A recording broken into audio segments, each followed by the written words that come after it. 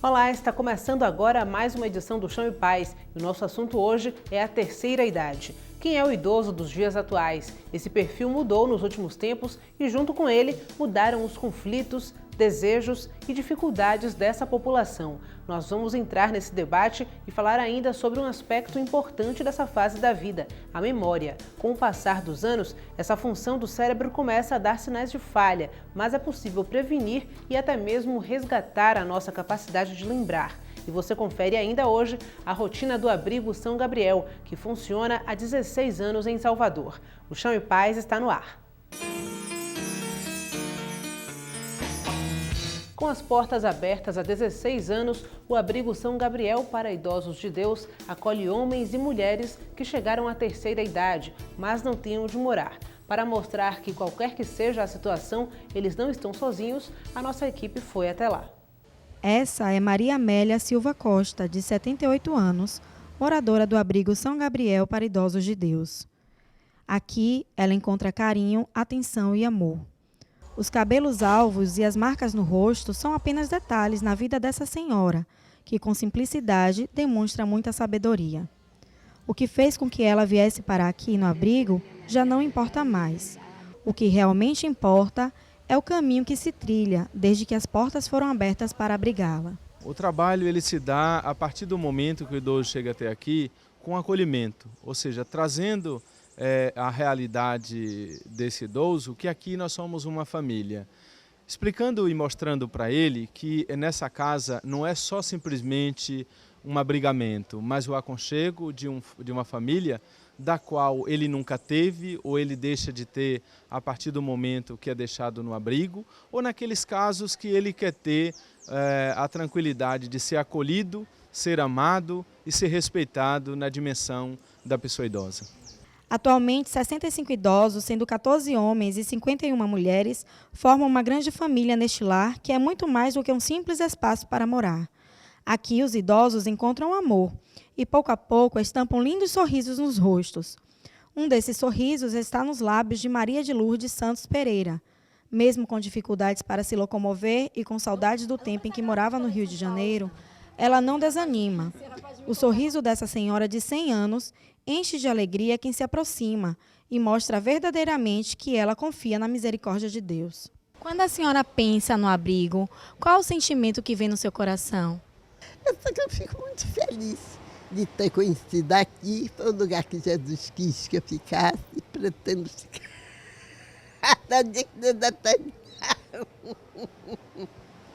Melhor não pode ser, faz o possível para dar a todos o conforto, tudo enfim. Para que todos sejam bem cuidados, o abrigo conta com uma equipe de 25 funcionários que se preocupam com a alimentação, limpeza e manutenção da casa, além da saúde e do acompanhamento dos idosos. Todos registrados legalmente, como manda a lei, né? Então, esse é um dos problemas hoje que nós enfrentamos, é para pagar encargos e a folha de pagamento desses funcionários. E quando chegar dezembro, aí o problema aumenta mais ainda, porque vamos ter o 13º salário. Mas eu acredito na providência, eu acredito nos amigos e acredito naqueles que, na verdade, compõem essa família São Gabriel, que com certeza não vai nos deixar sozinhos e Deus vai providenciar para que possamos pagar com dignidade os nossos funcionários. A fé em Deus é realmente o que move o trabalho no abrigo e é também um diferencial do espaço. A assistência religiosa é uma constante e 2 vezes por semana os idosos participam de missas. Apesar de ser uma casa católica, o abrigo acolhe pessoas independente da religião. O que é que a senhora aprecia nessa casa? O que é que a senhora gosta? Como é que a senhora é acolhida aqui? Bem, gosto de tudo. Principalmente esse ambiente, né? O mar, essa água, esse ar que a gente toma toda tarde. Dona Amélia tem razão. O ambiente com muito verde traz tranquilidade para quem passa ou mora no abrigo. Além disso, 2 cães, a Mel e o Bob, levam alegria para os idosos, atuando como cães terapeutas. E o mar? O mar. Esse é o companheiro das manhãs e tardes. desenvolvimento dos sistemas de saúde e prevenção trouxe para a realidade brasileira a longevidade. Muita gente ainda está se acostumando não apenas com este conceito, mas também com as mudanças que esse fator traz para a sociedade. A jornalista Patrícia Luz, coordenadora da Pastoral Arquidiocesana de Comunicação, entrevistou o doutor em psicologia e professor Rui Diamantino, que fez análises comportamentais sobre este assunto. Acompanhe. O programa Chão em Paz de hoje tem a alegria de receber o professor, doutor em psicologia, Rui Diamantino, que vai nos ajudar, vai colaborar conosco na reflexão sobre longevidade, terceira idade, esses desafios que a nossa população hoje enfrenta com relação à idade mais avançada. Seja bem-vindo, professor, é uma alegria tê-lo conosco neste programa. Eu que agradeço, Patrícia, e aos telespectadores do Chão e Paz, dos votos de paz, a todos e todas. É um prazer estar aqui. Muito bem.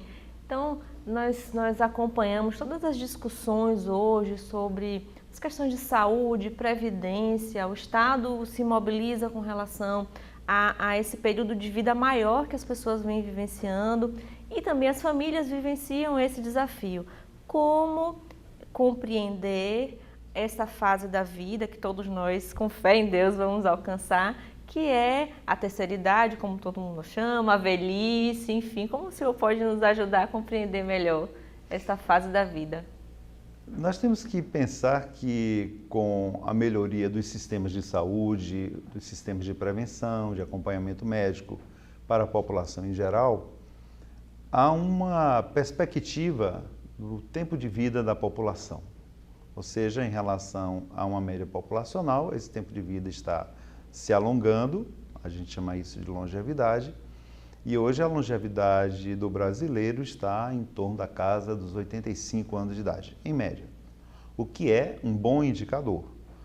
Isso significa que para a maioria das funções sociais, inclusive o trabalho, é preciso rever parâmetros que já estão ultrapassados. Por exemplo, quando a perspectiva de vida do brasileiro em termos de longevidade estava em torno de 78 anos, 75 anos de idade. Pode parecer pouco que mais 7, 8 anos faça tanta diferença, mas temos que pensar que é um dado estatístico que se refere a milhares, a milhões de pessoas. E nesse caso nós temos um contingente elevado que passa a usufruir de benefícios da Previdência Social, de benefícios sociais, que entram no campo do consumo, que entram no campo da atenção em saúde, e todos esses elementos formam uma massa de necessárias políticas públicas que acaba por ser um desafio para um país como o Brasil, que vive, pelo menos no momento, notórias dificuldades econômicas, dificuldades financeiras. E esta massa, ela está prevista para aí em torno do ano 2025, ser em torno de 25% da população mundial e brasileira. É um dado que a gente pode generalizar, significando uma parcela que hoje está em torno de 12%. Então, nos próximos 10, 15, 20 anos, nós devemos duplicar esta população e 25% de uma população que esteja sendo considerada como idosa, ou seja, a partir dos 60 anos de idade, é uma população considerável. Alguns autores consideram isto como um avanço da civilização humana, né? Ou seja, uma conquista. Podemos estabelecer essa chamada população grisalha com uma certa preponderância na pirâmide etária, ou seja, na estratificação das faixas etárias, é considerada como uma conquista no campo da saúde, da educação e da boa saúde biológica e psicológica, como também social. Portanto, podemos entender que são necessários mecanismos novos para lidar com a emergência deste novo fenômeno que é o do envelhecimento da população mundial na faixa dos seus 25% nesses próximos 10 a 15 anos.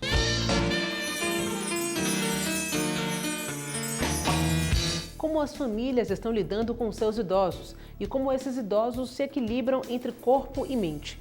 Essas questões são foco da segunda parte da entrevista com o doutor em psicologia e professor Rui Diamantino, que você confere agora.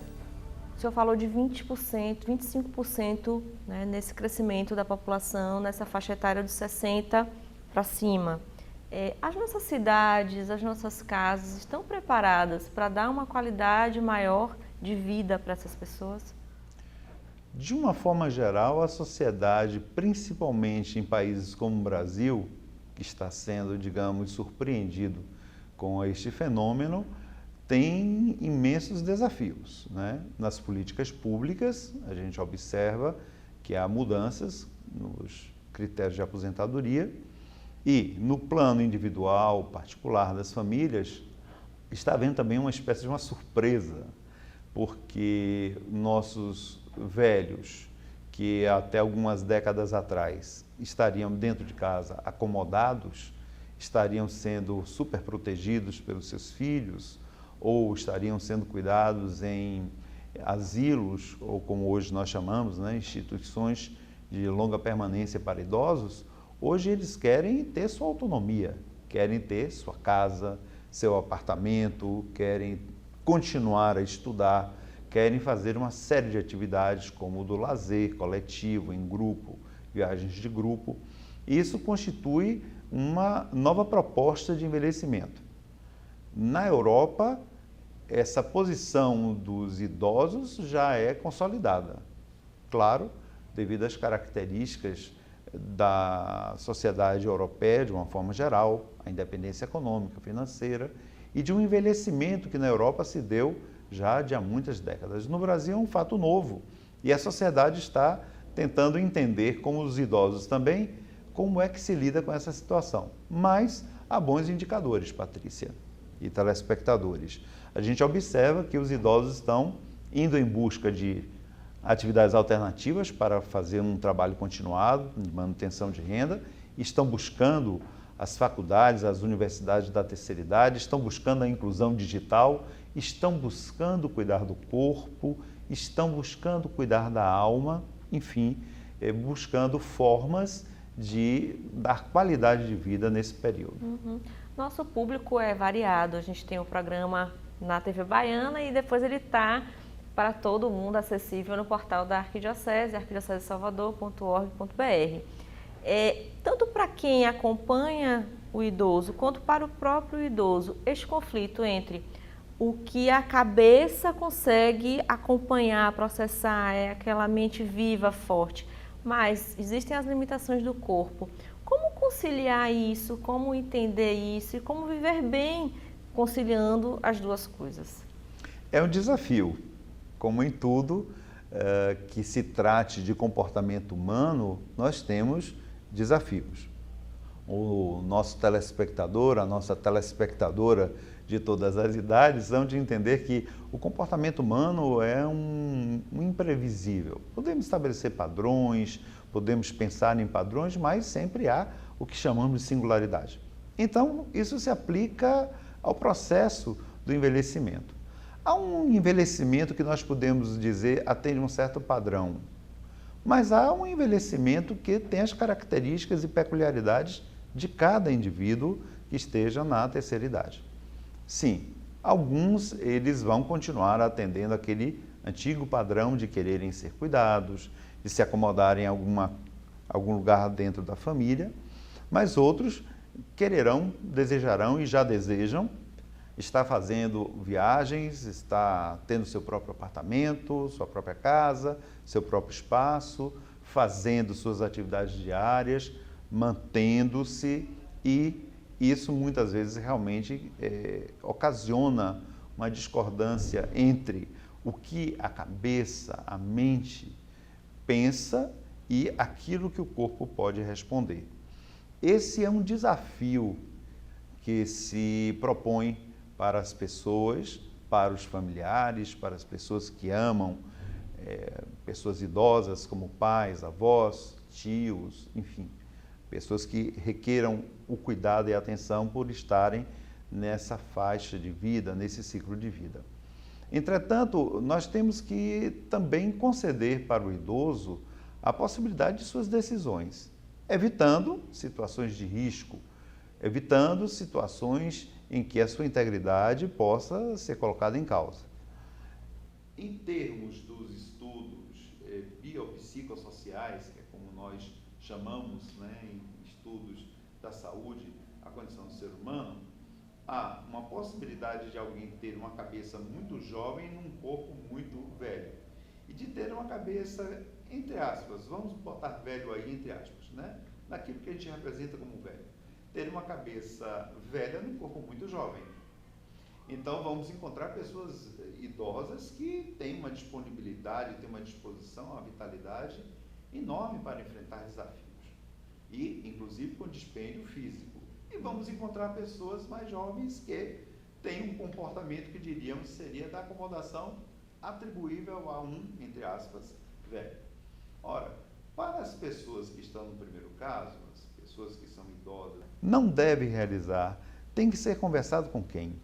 Com os filhos, com os netos, com o marido, enfim, com a mulher, com quem? Porque realmente há um processo biológico que é evidente de degenerescência. O que quero dizer com degenerescência? Talvez a melhor palavra seja de decréscimo. Há um decréscimo.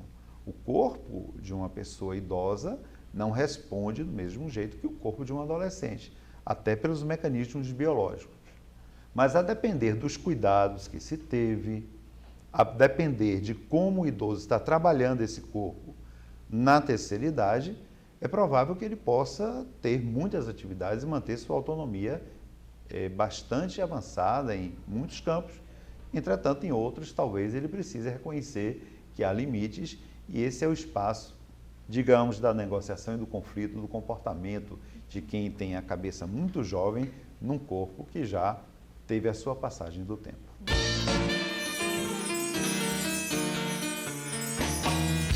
Esquecer nomes, números, pequenos fatos do dia a dia. Isso que chamamos de dar um branco pode sinalizar algo a que precisamos estar atentos e principalmente tratar. Confira a reportagem. Memória é sobretudo uma aquisição. É o que os órgãos dos sentidos podem nos permitir de absorver o que ouve, o que vê, o que cheira, o que sente de paladar e o que sente na pele. Então, os órgãos dos sentidos são as, vamos dizer assim, as grandes antenas que nos permitem adquirir as informações que passam por eles.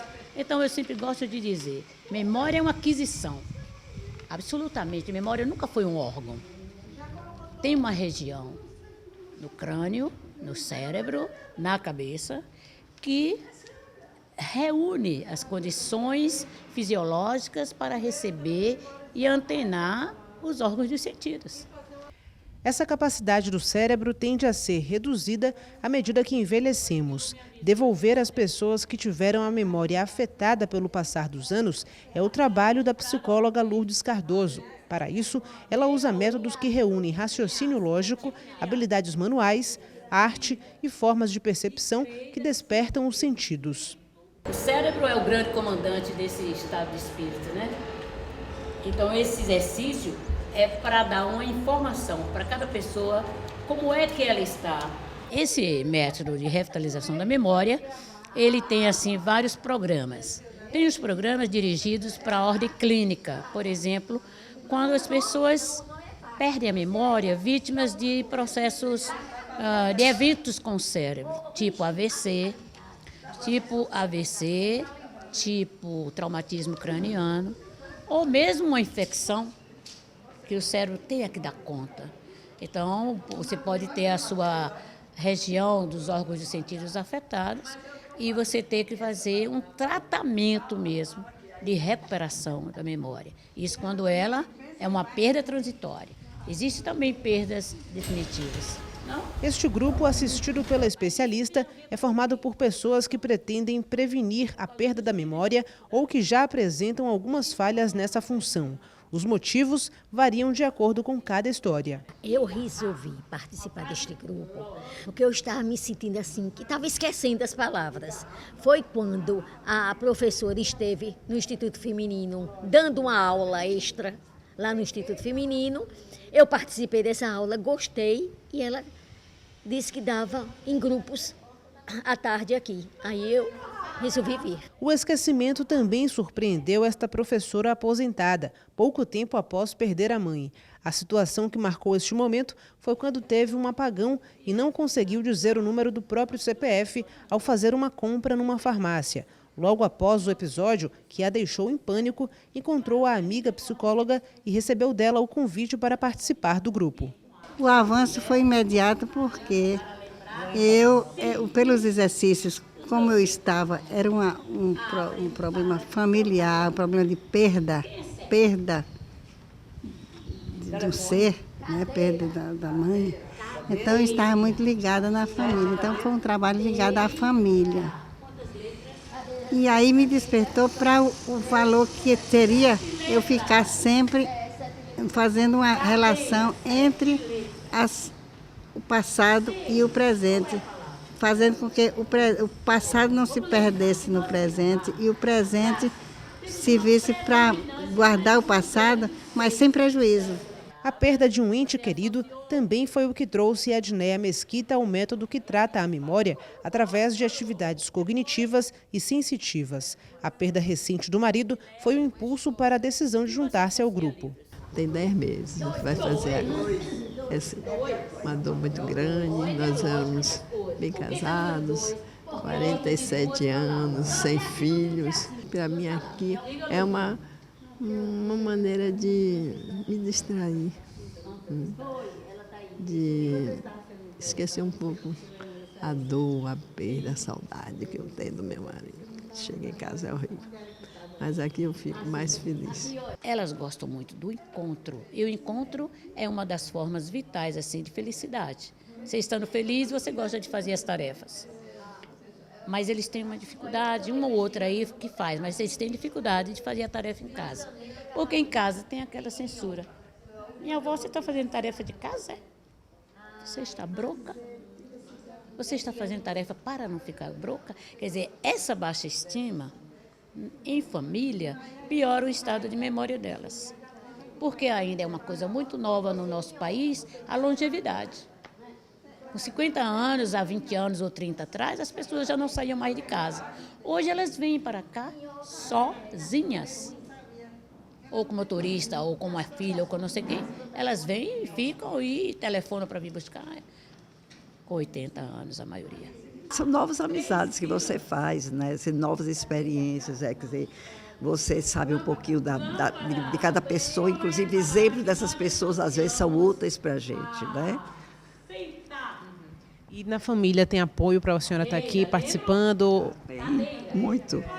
Eu fiquei viúva há uns 6 anos, entendeu? Eu tenho um apoio muito grande dos meus filhos, só são 2. Eu moro com a minha filha e o meu filho mora em São Paulo. E eu de 3 em 3 meses estou em São Paulo para ver meus netinhos. Mais jovem do grupo, Maria Cristina chegou aqui através de uma amiga de 81 anos que costumava acompanhar. Após a morte da mãe, passou a sofrer apagões de memória que começaram a atrapalhar o dia a dia. Realmente tem muita coisa ainda que eu não consigo lembrar.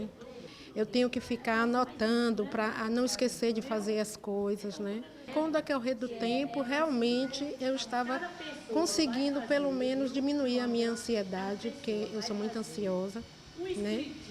E as tarefas, os exercícios, a convivência com o grupo, fez com que eu ficasse um pouco mais, eu acho que centrada, mais tranquila. Para manter a memória ativa, não é preciso esse barulho, mas é preciso atividade mesmo. É preciso saúde, é preciso ter cuidado com a alimentação, é preciso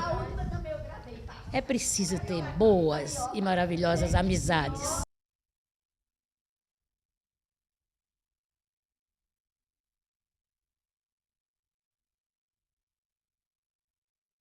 Então vamos lá, você associa livro ao quê? Uma história. O que você associa a livros? A romance. O que você associa a livros? Biblioteca. E você, Gleide, livro é o quê? Quem lembra, Zena?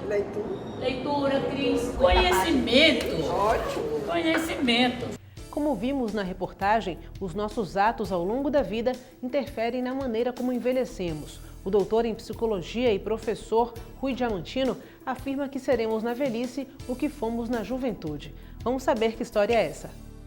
Nós estamos conversando com o professor Rui Diamantino, ele é doutor em psicologia e está nos ajudando a compreender um pouco mais os desafios da terceira idade e como as famílias podem também colaborar com as pessoas que estão lá, seus pais, seus avós. Professor, essa geração de hoje, né, como ela pode se preparar para ser idosos e idosas com cabeça e corpo de mais jovens? Uma boa e bela pergunta. A psicologia do envelhecimento, telespectadores e telespectadoras, de forma geral, tem essa afirmativa. Você será, na velhice, o jovem que você foi. Esse é um fundamento muito interessante que tem a ver com a sua pergunta, Patrícia. Ou seja, vamos levar para a velhice a maneira de pensar, o cuidado com o corpo, a relação com o corpo que mantivemos na juventude. Nós podemos pensar, claro, em exceções. Todos nós mudamos na vida, há momentos de mudanças. Pode ser que uma pessoa que tenha sido descuidada até certo ponto da sua vida na juventude, da cabeça e do corpo, passe de um certo ponto em diante a cuidar e vice-versa. Mas, de uma forma geral, pessoas idosas que são jovens no corpo, queremos dizer, que têm uma vitalidade, que mantém uma boa vitalidade, uma boa qualidade de vida corporal, junto a uma cabeça que também funciona com bons projetos, com inovações, com a preocupação de qualificar a sua vida, comumente foram jovens que também desenvolveram projetos, que sempre tiveram coisas positivas por realizar, exigindo, claro, o cuidado com o corpo.